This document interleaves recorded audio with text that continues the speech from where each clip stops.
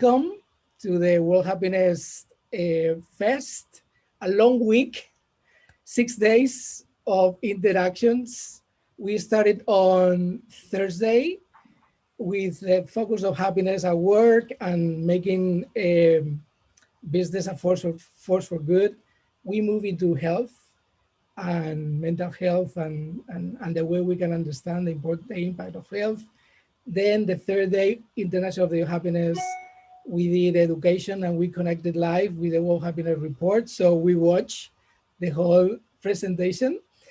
Then we did Self-Planet, the connection between the self and the planet and how we can heal the collective wounds that we have right now.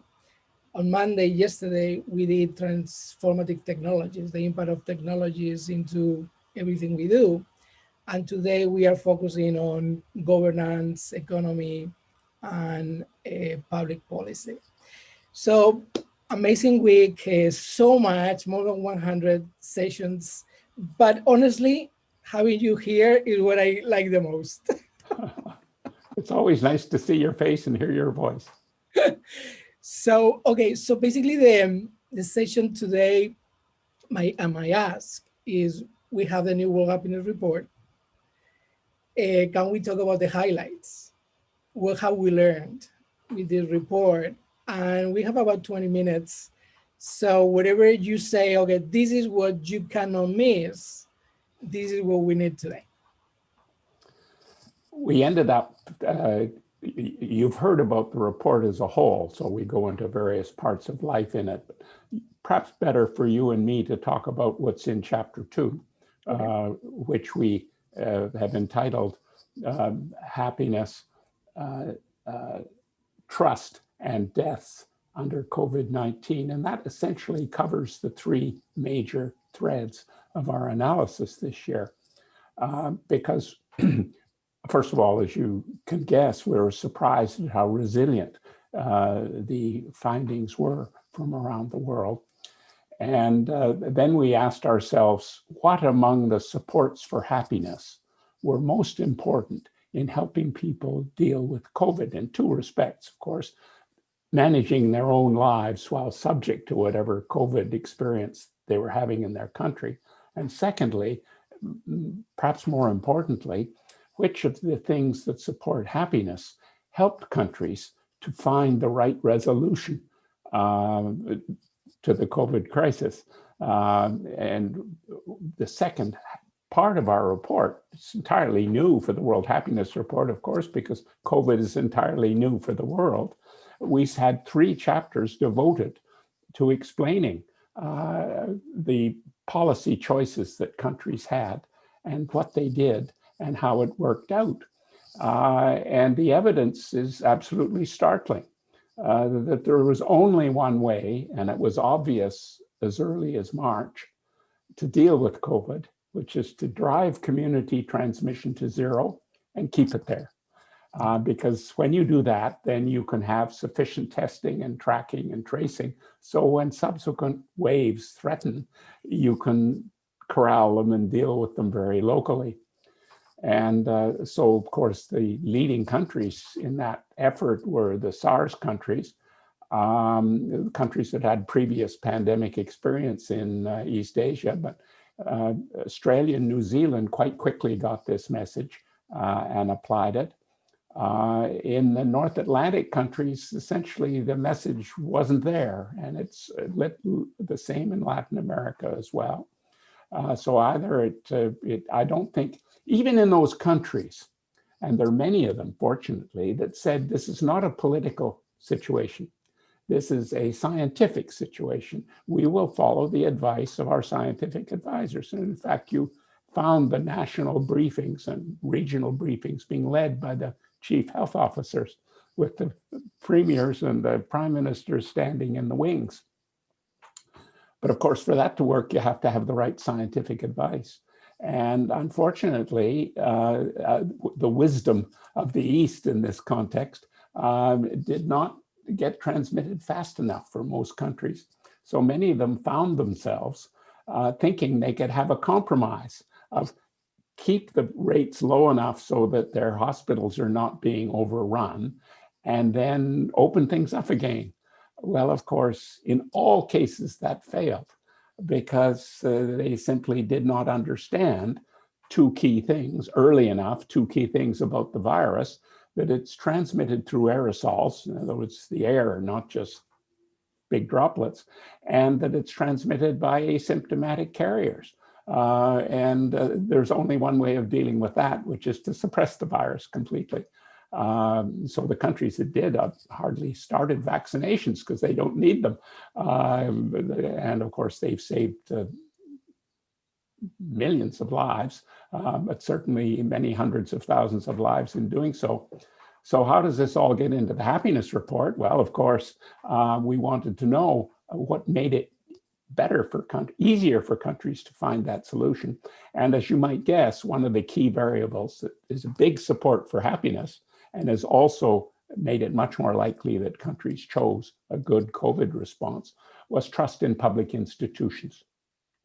Also trust in each other. And we go even further than that, and we say benevolence is even more important. So this feeling that you not only trust others, but you want to help them, extraordinarily important in supporting life. And it turned out to be important in explaining which countries adopted the right solution. And so that ties the two parts of the report together. The countries that did best didn't have a huge happiness bonus in this year's surveys. My guess is when the surveys are done in 2022, you'll find much more pride and satisfaction in the countries that got it right, because at this stage, it's pretty apparent to everybody that the countries who got it right have 2021 deaths that are essentially zero, because after the first wave, they never had any to speak of. While the countries that didn't get it right, many of them have had almost as many deaths this far into 2021 as half of 2020. So quite clearly, they're still very much suffering. And of course, well, enough on that for the moment. This is, after all, a happiness report, but there are tight links between those two. Within one final footnote on that, it isn't just a cross-cultural difference. If we look within Western Europe, where in general they have not handled the virus very well, the highlights are the Nordic countries. So we then took of the top 7 countries in happiness, 5 of them are Nordic countries. One of them, Sweden, got the science wrong.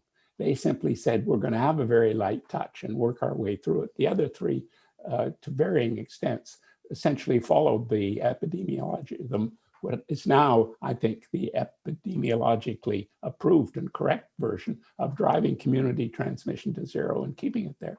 So the other 4 Nordic countries have very low death rates, both direct and indirect, while Sweden is right up with the rest of the European countries. So the through line for this week is being suffering. And we both know the importance and the relationship between happiness and suffering. Something that is quite remarkable for humanity is that probably over the last 12 months and now, we all are suffering almost a lot, I would say. Then people take it in a different way. So it's actually the way you deal with suffering that makes the difference. You talk about trust, you talk about benevolence. Something that we found through this week is the concept of belonging. Yes.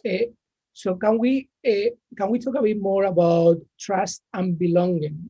What are we finding when we go deeper into the data of the World Happiness Report? Good question. As you may know, this year we had the benefit of a world risk survey run by the Lloyd's Register Foundation as part of an extra round of the Gallup poll in 2019.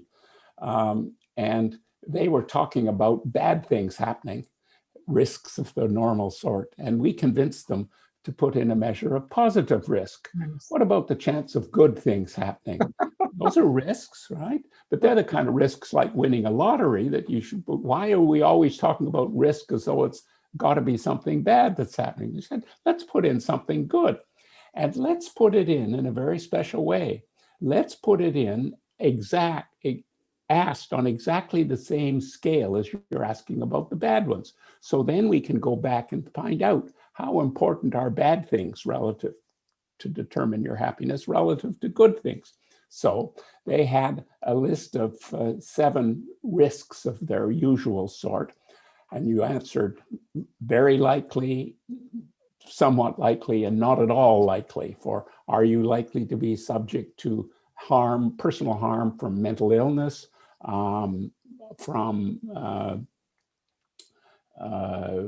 mental illness was one, and physical violence was another. And those were the 2 most important of those in terms of their effects on happiness. And then the positive risk was, imagine if your wallet, you dropped your wallet. How likely is it to be returned if found by a police officer, on one hand, a neighbor, or a stranger? And so we separated the police from the neighbors and strangers because one's part more institutional and the other is more personal and social. And we found both were enormously important. So to think your wallet is very likely to be returned raises your life evaluation by a full point on the 10-point scale. Now, the effect of unemployment is less than half a point. The effect of the highly likely mental illness, less than half a point. The likelihood of personal harm from violence, less than about a quarter of a point.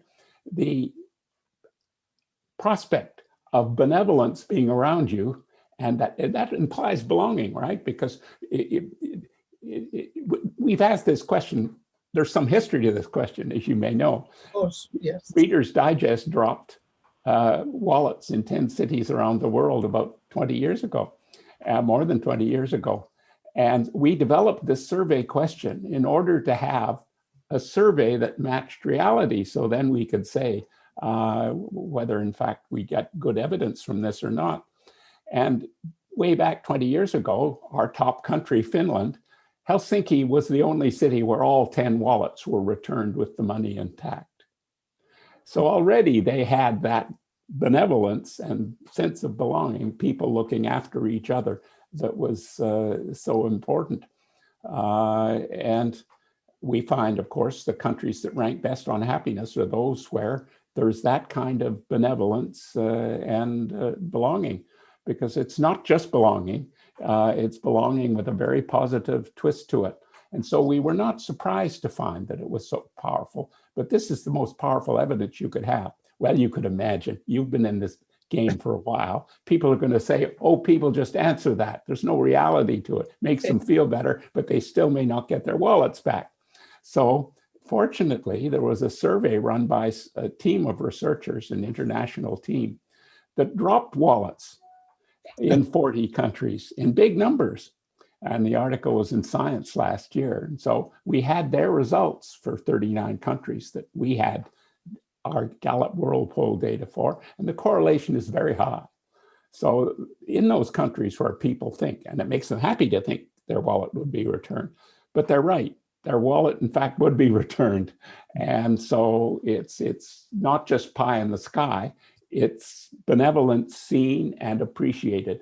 And of course, it was very effective in both supporting people under harm and in helping them to develop strategies that have avoided harm. And the fact that they were so important relative to the negative things gets back to your point, that the positives ended up being more important, that they did have, could cherish, and could bring to play, were more important than the negatives they were suffering from. That's so interesting. And this is something that, well, probably you know, but I worked in the consulting at Deloitte for 12 years, and risk was always the word. Yeah. But I play with the risk, and then I included the risk to reputation. So when you have risk to reputation, what do you do? So actually that brings you into the positive space, because then how do you increase your reputation? How do you go into the space where you can actually focus on your strengths, not just your weaknesses? But I feel that we are still driven in the world by a lot of fear and by a lot of hate combined. And this is a big deal. But can I ask you about, in this case, the combination of COVID and loneliness? Because we knew before COVID that loneliness was a big pandemic. Now, I feel that COVID has accelerated in many ways what is going to be a wave of mental health issues, and loneliness is going to stay there. So are we measuring, what is the sense, what is your perception about how is this going to evolve? How loneliness is going to be actually probably the 21st century a big deal for the humanity? Well, we're going to make it a small deal because yes, the conversation we've just been having about risk, we'll now have about friends. I was a panelist in Canada's National Public Health Conference just before COVID, 6 months before COVID. And I was a keynote speaker on their panel on loneliness, the new pandemic. And this was the big public health issue. And I said, you've got the wrong name. And in fact, there are some countries that have ministers of loneliness. And I said, you don't want to wait until someone's lonely and cure it. What you want for loneliness is a vaccine to prevent loneliness. You don't wait until someone's lonely. You don't only think about loneliness when you find lonely people. That's a little bit like waiting till someone's depressed before you ask whether the environment in which they're living is a happy environment. And of course, the vaccination for loneliness is a friend. And if we thought about our healthcare system differently, if you thought about our public services differently, thought about our neighborhoods differently, we'd be providing vaccinations against loneliness with all our interactions, because the daily interactions are the stuff and nature of it. It goes into healthcare, where general practitioners should be asking and offering what are now called social prescribing. But that, I said, you're waiting too long. You don't wait until someone comes in and is diagnosed as lonely and then you give them a friend. You give them the friend first. So you should be designing all our health maintenance structures with an eye to saying, you know, that aspirin a day we take for your heart, you have to encourage you to have positive social interactions every day to be good for your soul and your heart and your head. And so it's taking medicine and taking it broader and happier. It shouldn't be about, we call it in epidemiology, we call it positive epidemiology. And I've written a paper with just that title, Towards a Positive Epidemiology, that we should be studying the circumstances under which happiness flourishes. And of course, if you do that and do it right and do it early, you never get loneliness. Doesn't appear. You don't wait until something becomes a problem, then you give it a ministry, then you give it a pandemic status. That's not the way to deal with it. What we're talking about is friendship. Let's have a ministry of friendship. But of course, every ministry should be the ministry of friendship. That's the whole point. It's amazing, John, how somehow we humans got it a bit wrong sometimes. But thanks to people like you, and wisdom lies like the one you have, I'm always optimistic that this is going to go in the right direction.